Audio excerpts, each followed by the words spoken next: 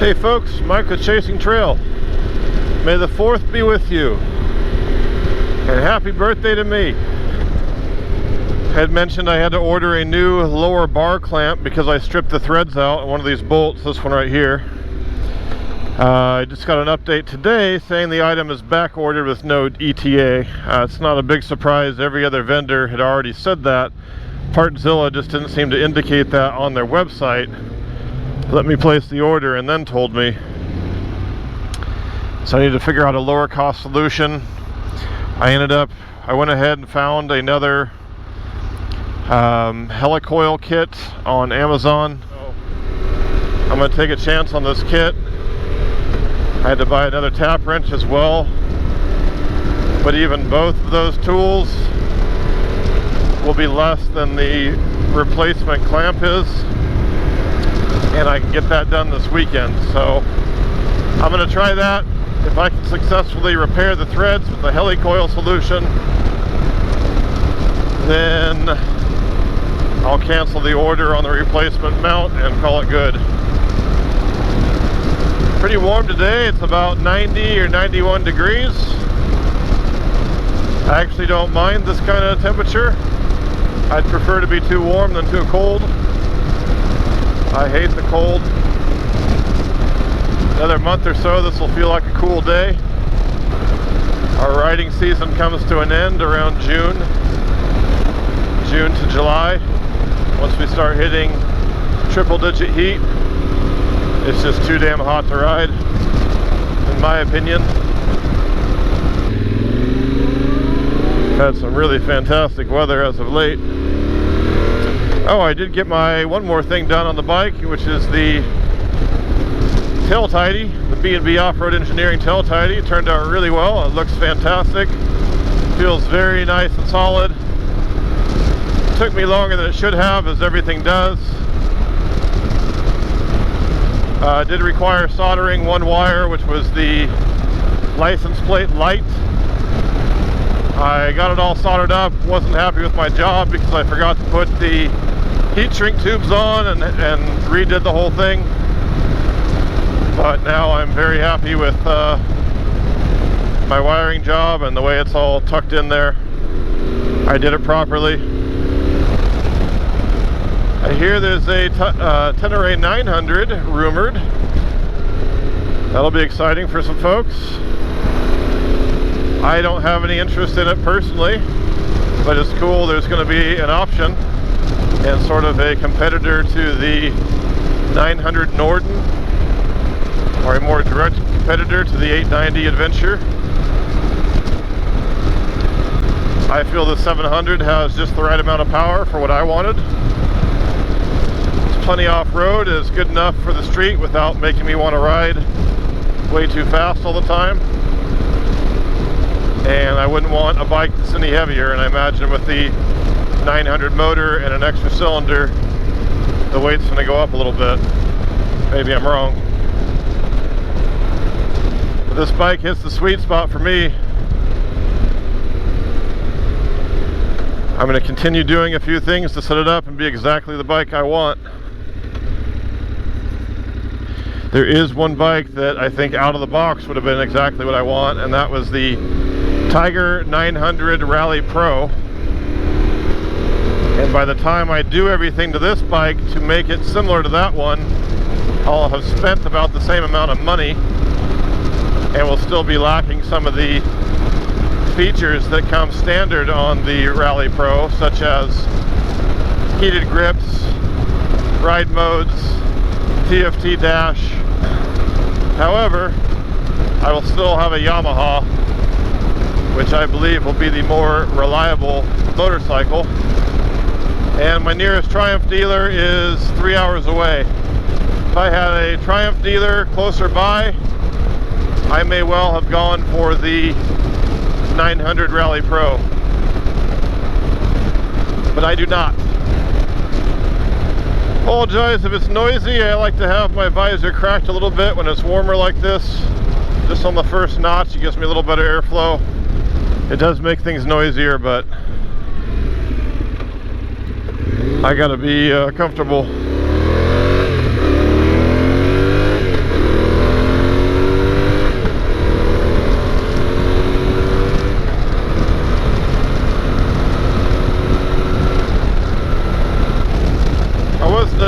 additional, a part 2 of my 2 Stroms, 1 Tenere video, but I've been recording so much footage, I barely have time to go through all of it.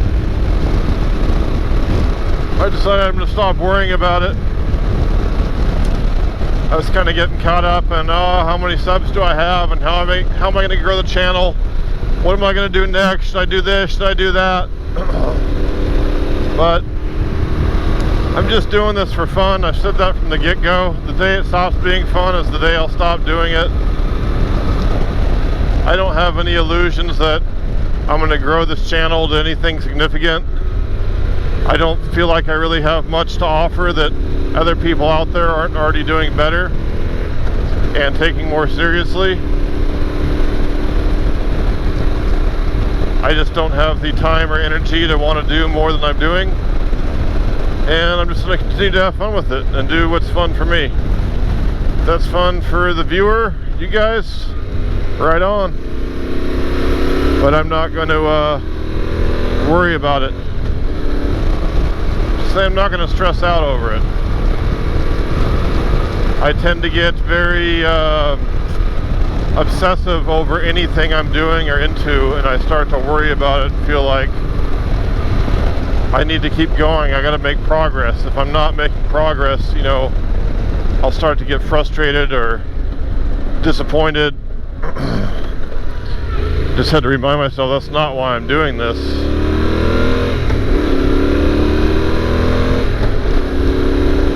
Something to do just for fun. Try to meet some other people to ride with. Something instead of just sitting around playing video games every night, which I was doing way too much of. Pretty remote and secluded out here. I've had people question my choice to ride out here, saying the folks around here may not be too friendly to visitors. I've never found that to be the case. People usually wave and seem friendly enough to me. I slow down when I'm going through areas like this, past the animal sanctuary. I try not to be obnoxious.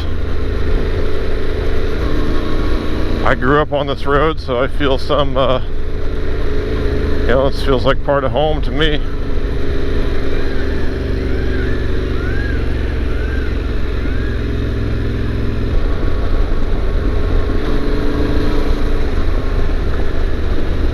A woman I know does have a hedgehog pet. So I'm trying to find a replacement for this jacket. This is a Alpine Stars mesh jacket. I don't know the model. I got it from my buddy Trail Blogger for 50 bucks. I think he had bought it used at one point, so it served me well, but it's, you know, it's literally falling apart. Pieces are falling off of it. It's served me well. It's time for a new jacket. So I've been looking around for something that would be good for summertime, that's as breathable as possible, that still has some armor.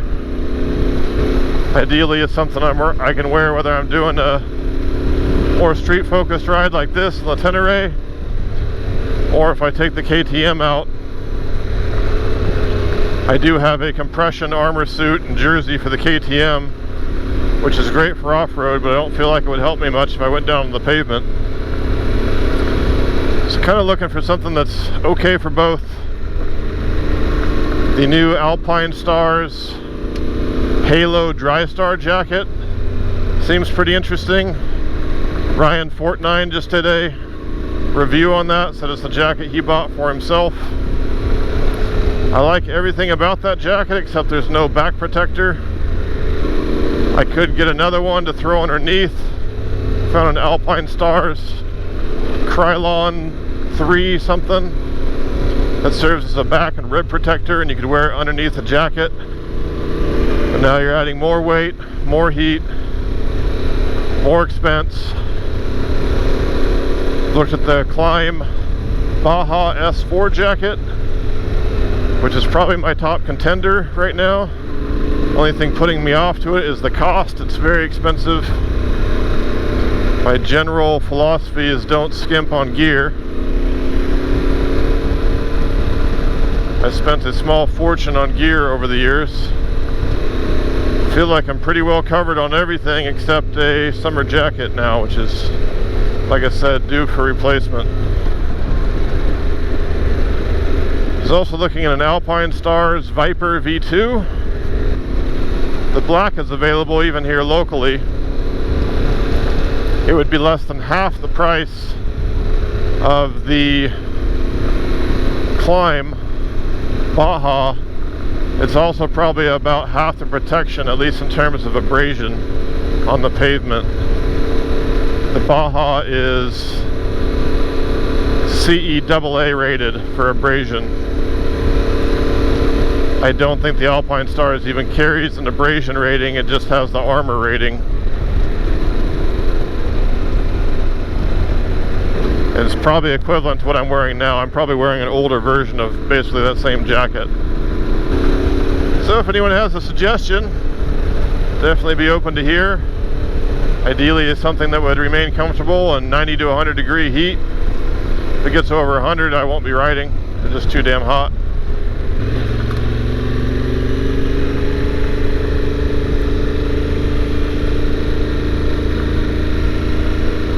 I go past areas like this, I just slow down, keep my engine noise down, and people have always seemed to be friendly in my experience. Come ripping through there like an asshole, revving your motor, I expect them to treat you accordingly. It's a nice little pond down there. I never noticed that before. Ridden this road many times and never noticed that. That's weird. Lots of squirrels. Whoa! I kicked that back end way out. So I wanted to know if it would do. Surely enough, it did. I'll get tubeless wheels before then, if I decide I need them. I've been eyeballing the Kineos, which I believe have the best tubeless, aftermarket tubeless design. There's no O-rings or anything to have to seal, but they are not cheap. Very expensive. First thing I'm going to try when I change tires is sealing up the rear on my own with the 3M marine sealant and tape. See if I can seal the back one for tubeless, leave the front tubed, and try that as a setup. I have a feeling that may work well enough. A lot of beautiful places out here. Wish there was a better internet option. One Starlink's readily available. I'll definitely be looking at these areas. Might have to wait that long anyway for a market correction, if one happens. Right now, home prices, I don't know about where everyone else lives, but around here they're just stupid high. Most of the people, including my peers and colleagues and friends who live and work and grew up here, cannot afford to buy a house here. My arm's still itching from where that bastard got me. 12 times I counted. Well, the sting sites have turned into bruises. I got big bruises on my arm now. That little thing fucked me up. Well, now I debate if I'm going to head straight home or go for a little bit longer ride. I am having a good time, so I may go for a little bit longer. It is my special day after all. 6:21, that's not right. It is not 6:21. How'd that clock get all fucked up? Oh, I disconnected the battery. That's how. I'll have to fix that. I put on a battery tender dongle. That's what happened. It's like, holy shit, did I just get abducted by aliens? I'm missing like 4 hours of time. Just have to go check my B-hole for a probe. There's another nice pond over there. All I'm likely to find are some hemorrhoids, especially from this fucking seat. The seat is a little firm. Hey folks, I'm back. Stopped here at Whiskeytown Park. Had a little drink. Gonna cruise through the park a little ways and then take the lower half of Muletown, which is pretty tame. I think I can handle that part even with my handlebars not completely secure. It's the latter half I'd be more concerned about, where it gets a little rougher. So we will carry on.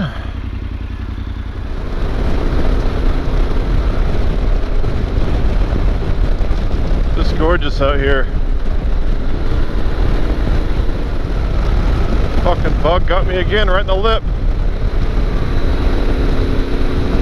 Even with this fairing and my visor just barely cracked. I don't know, see that tiny little crack right here? They're still coming through. I think I just blocked the camera when I tried to do that. The tiny crack right here. First indent. And these little bastards still managed to sneak through there and hit me right in the lips. I approach this a little more cautiously than I do on the KTM. A little bumpy. Yep, it is not the KTM. It's a bigger bike and it feels it. Duh. Bike actually feels really good standing up. So we'll just go slow today. Nothing to prove.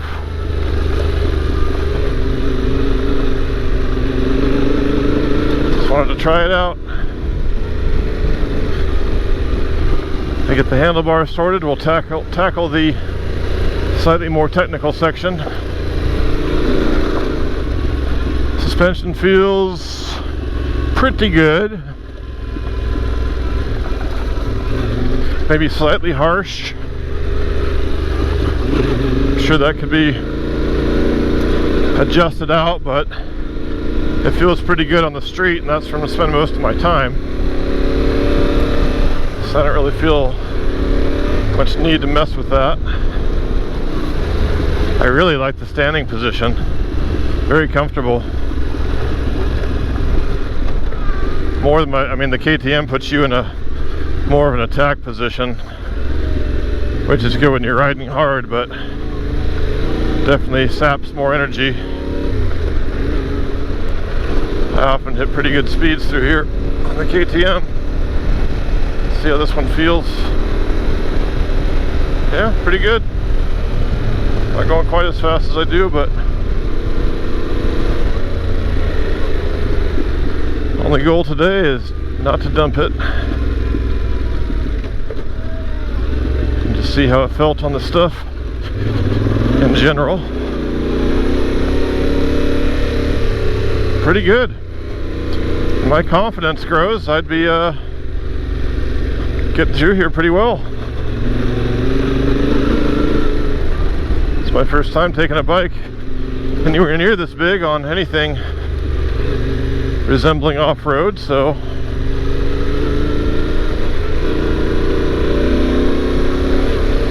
I feel pretty confident about it. Yeah, that went great.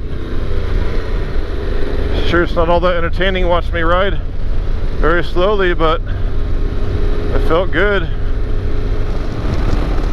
Anyway, I'm sure that's enough rambling for me for the day, for one video. If you stuck around this long, thanks for watching. May the 4th be with you, and I will catch you next time.